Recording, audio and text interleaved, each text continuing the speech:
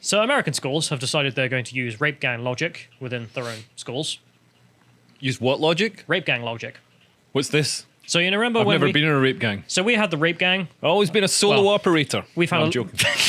we've had the rape gang crisis throughout the UK endlessly, and the logic was always don't speak out because that will harm diversity. This reference that, well, it's their culture, therefore we'll let them do it kind of thing. Well, that logic is now being implemented within at least Washington schools. Right. So let's go through this. This is the first article here. Washington State to implement race-based school discipline. White students should receive harsher punishments in the name of equity. So tolerant, so progressive. Yeah. While many states have adopted legislation to push back against critical race theory and its application in education, Washington State is going in the opposite direction. A new education policy seeks to establish educational equity and dismantle institutional racism. The aim of that policy is to ensure equal outcome across racial and cultural lines, meaning that race would determine the severity of the school's discipline. This policy, as well as a similar measure that promotes cultural competence for educators, was passed by a Democrat-controlled legislature and governor in what is a deep blue state. The point made there by the article there that, of course, this only happens in extreme blue areas because the red areas right now are all going nuts trying to get rid of critical race theory because, well, of stuff like this. Well, yeah, and also, I mean, I think it's been Kemi Badenoch, has basically almost illegalized critical race theory in UK institutions, but it's still being pursued and it's still informing a lot of HR practices, education practices. Yeah. So in the UK, Kemi Badenoch, the Equalities Minister, has outlawed it for schools, but within our society, we still have these problems as well. Yeah. It's not just the Americans, of course. But this one is directly in a school in which if you're a white kid and you do something wrong, you're going to get a worse punishment because weird textbook says so. Yeah. Okay. What did he do specifically? He was born 4 years ago. No. He's born in 2018. Right. But he has to be punished worse because of historical slavery. Because of the structural privileges that he enjoys because of his whiteness, which aren't, which break down on an individual level, obviously. Because on an individual level, many other factors can be more important and have more of an influence over somebody's life than just their race. And then there's class, there's money, there's all kinds of things. What happens if they're things. Asian as well? Because then they're super white because they're doing even better than the white kids. So they're like uber white. So got to take that into account as well. Anyway, the Washington State School Directors Association provided training to the state school boards for enforcing the new bill, which is ESSB 5044. The bill is described as an act relating to equity, cultural competence, and dismantling institutional racism in the public school system. And of course, Libs of TikTok doing great work. She does. She has a clip in which we can actually see the discussion and vote on this in a local school board here at Clover Park. So let's play this because it's mind-boggling. Can I ask the question too of cultural discipline? If we could get an example of what that might look like. Essentially, they're referring there that you look at, are you dispersing discipline across the ethnicities, the racial groups equitably, right? So are you disciplining African American boys more than you're disciplining white boys, right? So are you paying attention to all of that in your data, and then disaggregating your data and then looking at it? So they're looking for that kind of review of data, not just the numbers, right? We put out 80 kids today. No, that's not what they're asking. Out of those 80 kids, what are their backgrounds? Ethnicity, that sort of thing, and being competent in that way about it. Do you need me to clarify? Could you please clarify? Okay, so yes would be that you're accepting the policies, and no would be that you're not accepting the policies. Yes, please. David Anderson, No. Paul Wagman, No. Cheryl Jacobs, Yes. Alyssa Anderson Pearson, Yes. So that's the vote there. The two white men over there said no. The one white man and the two women voted for. So that's how that went as well.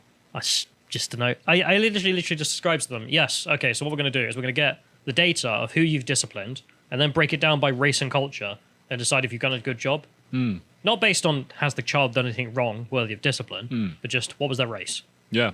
And certainly a million miles away from what Martin Luther King spoke about when he said people should be judged on the content of their character rather than the colour of their skin. This is explicitly judging people on the colour of their skin, which is something that used to be considered racist Well, it's actually something the critical race theorists implicitly say they don't want, is Martin Luther King's vision of the future. Yeah. I mean, they throw him under the bus completely and say, no, back to segregation, folks. Well, yeah, and there's also a lot of rationalization that goes on that say, well, Martin Luther King said other things in other speeches, and, that's not what he meant at that point. But, I mean, that's certainly That's how his world will be remembered. Yeah, that's certainly the point that seemed to resonate with people because it made sense and it was fair and it was a good vision for the future. It was liberal, wasn't it? Yeah. Yeah, you could even call it conservative as well. I think you can have a conservative view on race that also accepts that. Yeah. Not a socialist one, because you get unequal outcomes. Yeah. Such as more kids getting disciplined who are not white or white, and therefore there's a disparity that needs to be quote-unquote fixed. So if we go to the next one, we can see another article reporting on this. So Washington schools adopt race-based discipline. Wonderful. The culturally responsive policy impacts every Washington school district after Democrats passed a law institutionalizing critical race theory in student discipline. Again, not in schools. It's not in schools, folks. It's just in the discipline procedure and in the classroom and in all the teacher training. But okay, it's not in schools. At times, the meeting was contentious as two board members argued it's wrong to use a race to determine punishment. I mean, I don't know why that deserves a clap these days, but apparently it does, because the opposite is so prevalent in these areas, at least. The district is majority-minority as well, with 28% of the students being white, apparently. So I don't know if that also impacted why they decided to do this. According to the policy, disruptive students may face exclusionary as well as positive and supportive forms of discipline. I don't know what that means. What's a positive form of discipline? Because I presume he's saying that we're going to exclude the white kid, but then I don't know, give the black kid who did it a cookie because he's culturally meant to be able to do these things. Yeah, I mean, again, not my words; these guys' words. I don't know. Mad. Okay. To make student discipline outcomes more equitable, the policy must meet individual student needs in a culturally responsive manner via culturally responsive discipline. It's a very fancy way of saying, yeah, but he is black. Therefore, we won't discipline that student. I mean, it's not just blacks, of course, as well. It's all other students except, presumably, Asians, because they're super white. They're not allowed into Harvard because they're too white. So that makes sense. If we go to the next one, we can see a definition of cultural competence, at least within, as you can see, Washington State's legislature now. Number one, cultural competence includes knowledge of a student's cultural histories and contexts, as well as family norms and values in different cultures. Knowledge and skills in accessing community resources and community and parent outreach, and skills in adapting instruction to students' experiences and identifying cultural contexts for individual students. This is, I mean, when I was at school, there was a craze of doing poos in places that were visible from the classroom. What? So somebody did a poo on top of a fire hydrant. You mean you took a dump? Yeah, took a dump, but we Right. call it a poo Right. because it's YouTube. Just wanted to make sure. Yeah, so pooing, you know what pooing is, right? Yeah, but I didn't do that in school in public places, but all right. Well, yeah, not in public, but we do it so the poo would be visible. How? How is this bizarre concept to you? We're at school. You're supposed to do stuff like that at school. But anyway, so we got in trouble for it because we were pooing around the school, doing poos on the roof and stuff, where you could look out, you looked out at chemistry, you could see this poo. It was very funny. Honestly, it was funny. Right, so was funny. under this policy, we would have said, well, you're Scottish. Yeah, but under this- therefore, we shan't punish you for that because it's sort of expected. Yeah, under this policy, they would have looked at the ethnicity of. I mean, this is. Bear in mind, this is a secondary school in southwest Scotland, so everyone was white. But no, there weren't. There were some. But you were an ethnic minority within the minorities. United Kingdom of Great Britain and Northern Ireland. So, the original ethnic minority. But yeah, like it's just weird that you're gonna punish children differently or teenagers differently for pooing. For their on a school cultural roof background. Based on their cultural background. I mean, It's if they can't be helped. They did a poo on a school roof. You know what I mean? Why are you overcomplicating this by looking at their cultural histories and contexts? Well, because if you don't, then apparently, in Washington at least, you end up punishing students of color more than the white students. The white students also including Asians. So, again, no logic here. But then, literally, yes, they're going to say that it's okay for that student to break the rules because in his culture, he's allowed to break the rules. Right. What?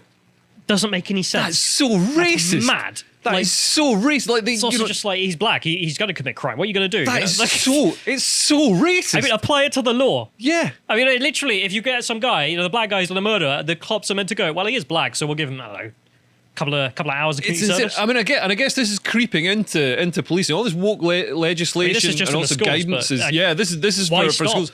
But CRT, we're seeing it creep into HR guidance. So people in HR now get official guidance that is about recognizing racist facial expressions.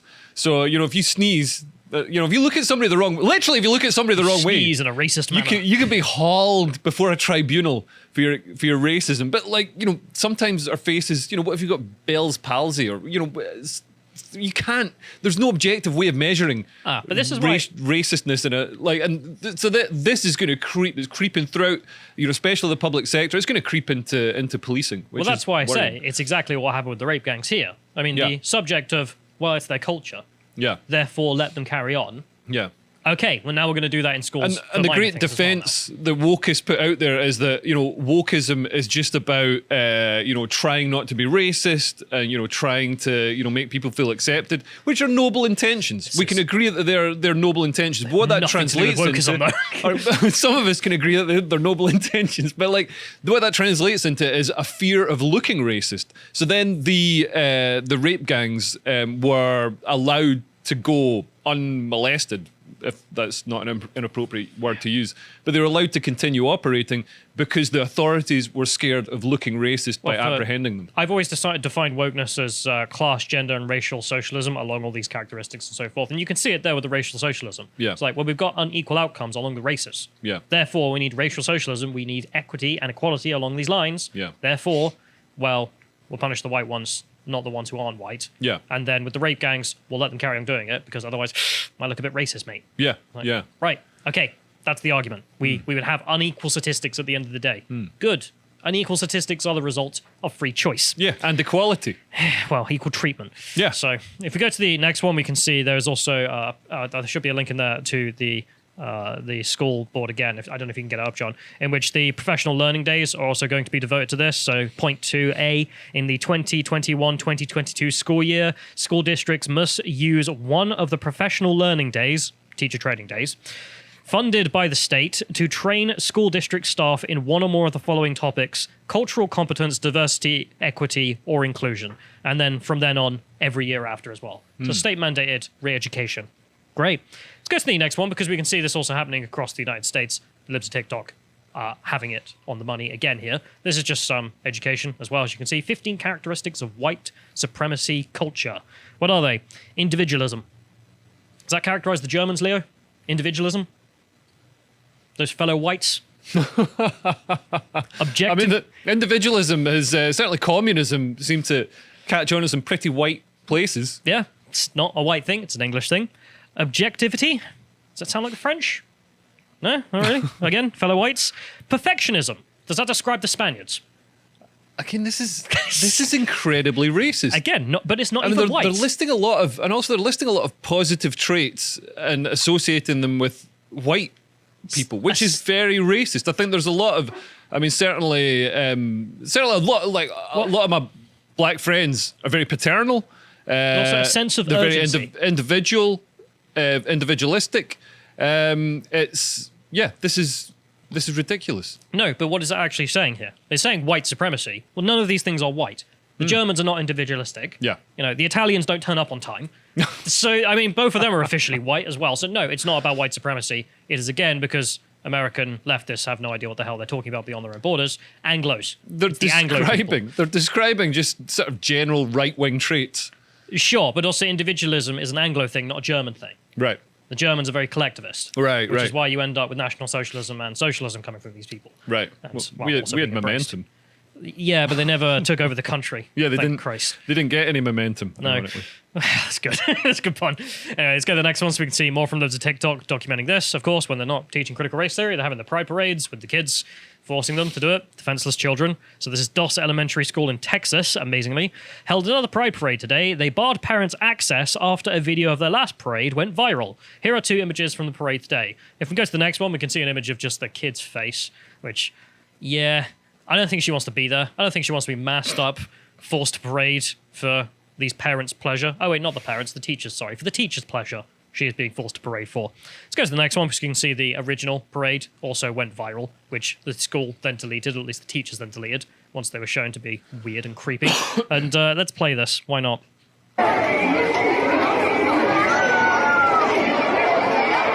Place of education. Place of learning.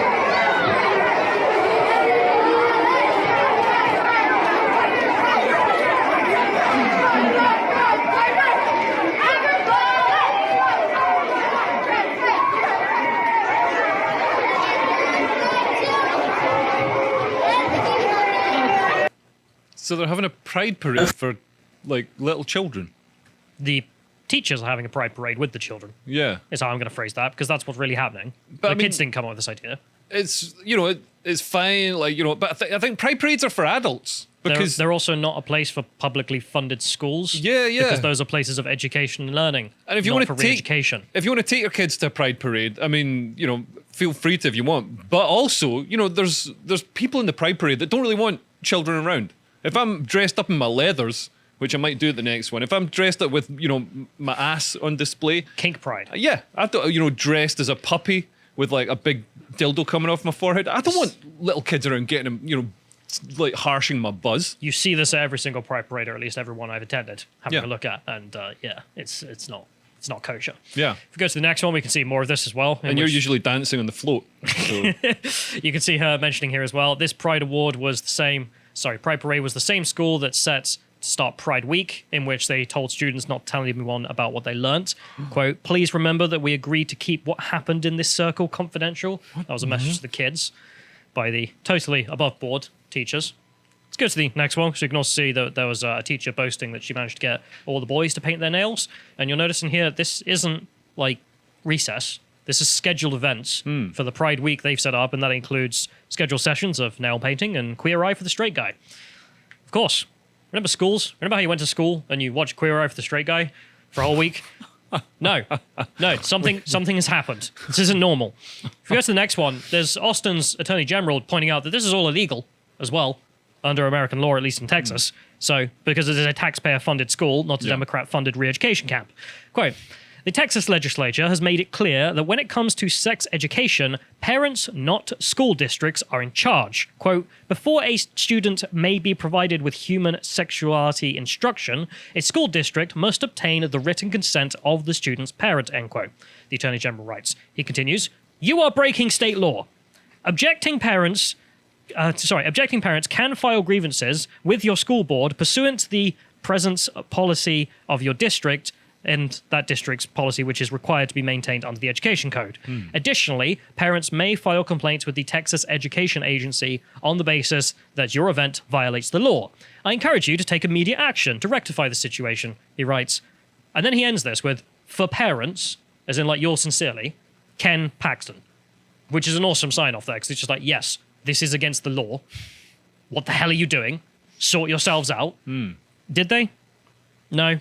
As you can see, the superintendent there decided she wasn't going to heed his warning and instead decided to say, I want all our LGBTQIA plus students to take that. We are proud of them and we will protect them from these political attacks. No, it's a legal attack. You dunce.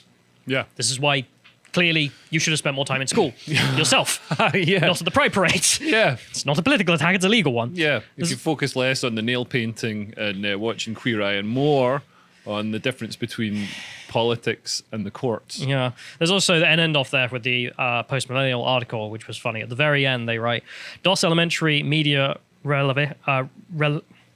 Relations Specialist Eddie Villa, who noted in his email signature that his pronouns are he, him, his, because of course he did, replied to a request for comments to the post-millennial saying, please see our superintendent's tweet on this, and reference the tweet above as well, in which he just said, yeah, I'm going to continue breaking the law. Okay, see you in court. To all of the parents who have any of the kids there, Jesus. take the complaints to the relevant place, as listed by your Attorney General. He is doing the Lord's work. Help him in that regard. And I'll end this off by saying this shouldn't really be a surprise, frankly, given the state of the teachers that we see. Yeah. Let's play this clip and enjoy one of them. 4-year-old in my class today was naming all the girls in class, and then she said my name.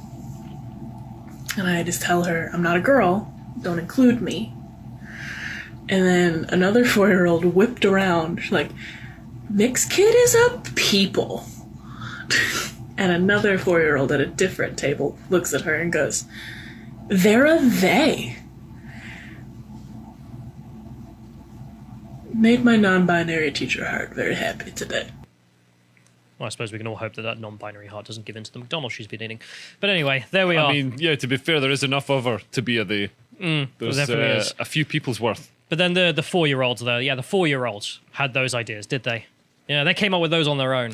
Wasn't you groomer. I'm sorry, but like, why are you grooming people into your weird ideologies? Yeah, like Don't buy it. there's going to be any benefit in your life of learning about all this, like, you know, endless. There's hundreds and hundreds of different genders now. You're going to leave school, going to get a job, going to get to, like, you know, fill in your tax return, and it's all complicated. And you're like, man, all I know is genders. I know how to. I can really fill in the name and gender part. That's it. Yeah, I can tell you what each gender means, but I can't do algebra or whatever you need for tax returns. I don't know. There we are. American education continues to be an international embarrassment for the United States. If you appreciated that segment from the podcast, The Lotus Eaters, you can go to lotuseaters.com to get access to all the premium content we have on the site, such as the Contemplation series, this one between Josh and Harry on the collapse of Venezuela and the policies that led there. If you want to follow Harry, you can follow him at Getter at Harry Lotus Eater. Thank you and goodbye.